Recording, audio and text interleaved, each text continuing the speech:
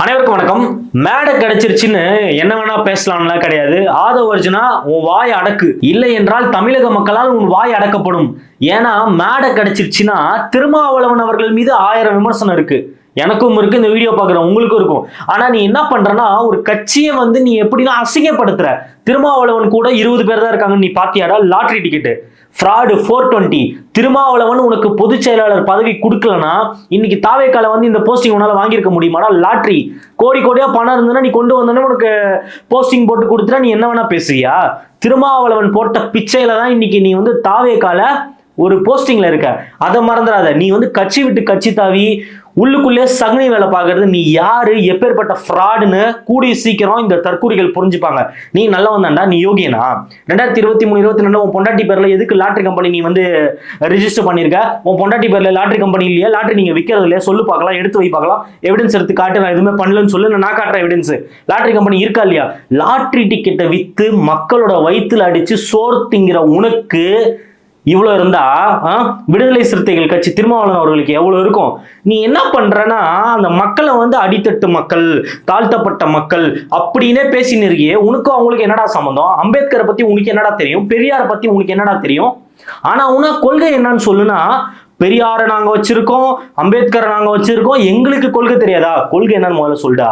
முதல்ல உன் கொள்கை என்னன்னு சொல்றா. 7 அடி வளர்ந்துருக்க எரும மாடு, உன் கொள்கையை நீ சொல்லு. ஆதவர்ஜுனா, இப்ப எனக்கு தெரியணும். இந்த காணொலி மூலியமா கேட்கிறேன், உன்னோட கொள்கை என்ன? நீ எதுக்காக அரசியல் கட்சியில இருக்க? நான் கேட்கிறேன், நீ மக்களுக்காக என்ன பண்ணிருக்க? நீ கட்சிக்கு 2-3 வருஷம் இருக்குல்ல, 2011 இருந்து திமுக இருக்குல்ல, மக்களுக்காக நீ என்ன போராடின? அடுத்தவங்களை பத்தி பேசுறல, அதிமுக பத்தி பேசுறல, சீமானை பத்தி பேசுறல, எடப்பாடி அமையமன்னு சொன்னல, அண்ணாமலை அமையமன்னு சொன்னல, ஸ்டாலின் ஒருமையில பேசுறல, உதயநிதி ஒருமையில பேசுறல. நீ என்ன பண்ண தமிழக மக்களுக்காக? இந்த 15 வருஷம் உன்னோட அரசியல் வாழ்க்கையில நீ என்ன போராட்டம் பண்ண? நீ என்ன கிழிச்ச? நீ லாட்டரி டிக்கெட் விற்கிறது மட்டும்தான் உன்னோட முழு நேர குறிக்கோள். நீ தாவேக்காவை எப்படி யூஸ் பண்றனா, என்கிட்ட பணம் இருக்கு, எனக்கு கீழே வாலாற்ற நாய் மாதிரி தான் நீ தாவேக்கா வச்சிருக்க. நீ மற்ற கட்சிகளை பேசலாமா? முதல்வர் ஸ்டாலின் மீது 1000 விமர்சனம் இருக்கு, எனக்கும் இருக்கு. பேசலாம், விமர்சனங்களை வை. அதை விட்டு ஸ்கூல் பையன் மாதிரி விஜய் பேசினா 5 கோடி பேர் பார்ப்பாங்க, ஸ்டாலின் பேசினா வெறும் 400 பேர் தான் யூடியூப்ல பார்ப்பாங்கன்னா, நீ எல்லாம் யாரா? முதல்ல நீ அரசியல்வாதியாடா? நீ அரசியல்வாதியான்னு நான் கேட்கிறேன். வெக்கமா இல்ல உனக்கு? விஜய் டெல்லி போயிட்டாரு. அங்க பாத்தீங்கன்னா விஜய்க்கு டெல்லியில இருக்க மக்களே செல்ஃபி எடுக்கிறாங்க. மானங்கட்ட தற்குறியே, மடப்பையிலே, 7 அடி வளர்ந்த மாடே, ஒரு நடிகன், ஒரு சீரியல் ஆக்டர் வெளியே வந்தா கூட போயிட்டு செல்ஃபி எடுப்பாங்க. ஏன்னா நம்ம மக்களுடைய மனநிலை அந்த மாதிரி.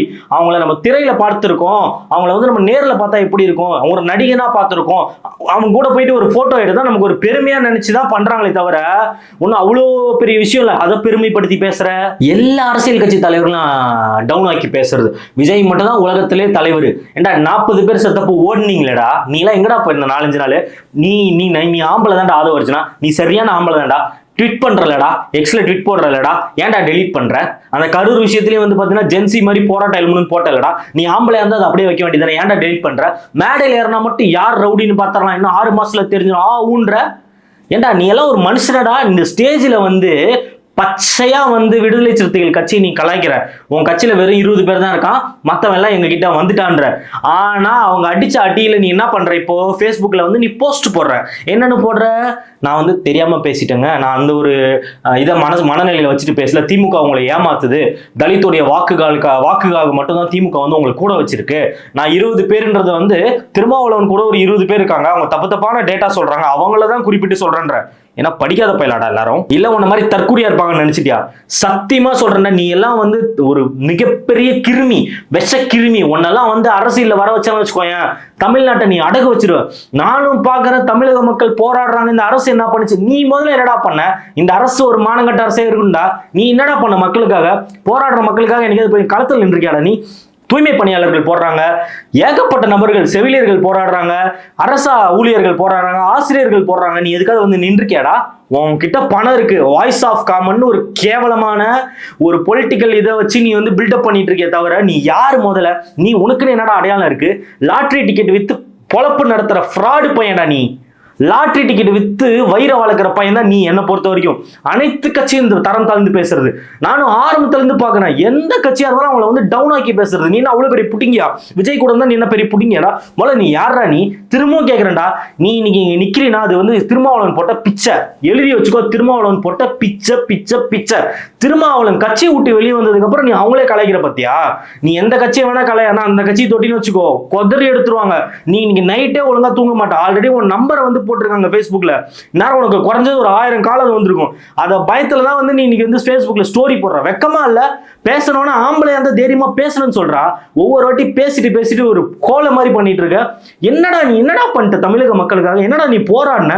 உன் தலைவன் என்னடா வந்து தியாகம் பண்ணிட்டு வந்தாரு? என்னடா கெரியரின் உச்சம்? ரஜினி படத்தை பீட் பண்ணீங்களாடா? ரஜினி வந்து ஹையஸ்ட் கலெக்ஷன் என்னைக்காவது பீட் பண்ணிருக்கீங்களாடா? ஜெயிலர் படத்தை வந்து நீங்க பீட் பண்ணீங்களாடா? அது கெரியரின் உச்சமாடா? நீங்க எங்கடா பீட் பண்ணீங்க?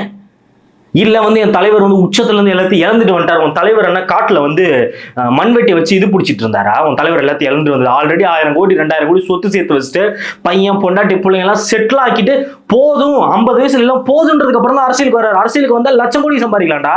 என்னடா சினிமா படம் எடுத்து நீங்க சம்பாதிக்கிறது? மனசாட்சியே இல்லாம ஒவ்வொரு கட்சியும் இப்படி இழிவுபடுத்தி நாங்க தான் பெரிய ஆளு மத்தவன் எல்லாம் முட்டாள்னு இப்படி பேசுறீங்க பாத்தீங்களா? சத்தியமா சொல்றேன், 2026 மக்கள் ஒரு பெரிய அடி உனக்கு கொடுப்பாங்க. ஆதவர்ஜுனா, இந்த மனநிலை மாத்து. உன்னெல்லாம் வந்து மரியாதையா பேசணும்னு நினைச்சேன். ஆனா உன்ன மாதிரி ஆட்களுக்கு எல்லாம் மரியாதை கொடுக்க கூடாதுடா. நீ வந்து இப்போ அப்படியே விட்டு வச்சுக்கோயேன், எல்லா கட்சியும் நீ இன்சல்ட் படுத்துவ. ஒருத்தன் வந்து கட்சி ஆரம்பிச்சு மக்களுக்காக குரல் கொடுத்து வரானா அவனை வந்து தட்டுறது. நீங்க என்னடா பண்ணீங்க மக்களுக்காக இந்த 2 வருஷத்துல? மனசை தொட்டு சொல்லுங்கடா. மேடை ஏறினாலே ஒரே பேப்பர் டைலாக். மனசுல இருந்து ஒரு வார்த்தை உன் தலைவன் பேசியிருப்பானடா? மனசை தொட்டு சொல்லு. உள்ள இருந்து ஒரு வார்த்தை இந்த மக்களுக்காக உன் தலைவன் பேசியிருப்பான். எல்லாமே பேப்பர், எல்லாமே ஸ்கிரிப்ட். அப்படி பேசுறது உங்களுக்கு எப்படி மக்களோட வழி தெரியும்? போனா நீங்களும் உங்க கட்சி 2026ல இந்த மனநிலை வந்து மக்கள் உடைப்பாங்க. எழுதி வச்சுக்கோடா. நீங்க வந்து 3வது பிளேஸ் கூட வர மாட்டீங்கடா. இதாண்டா நடக்க போகுது.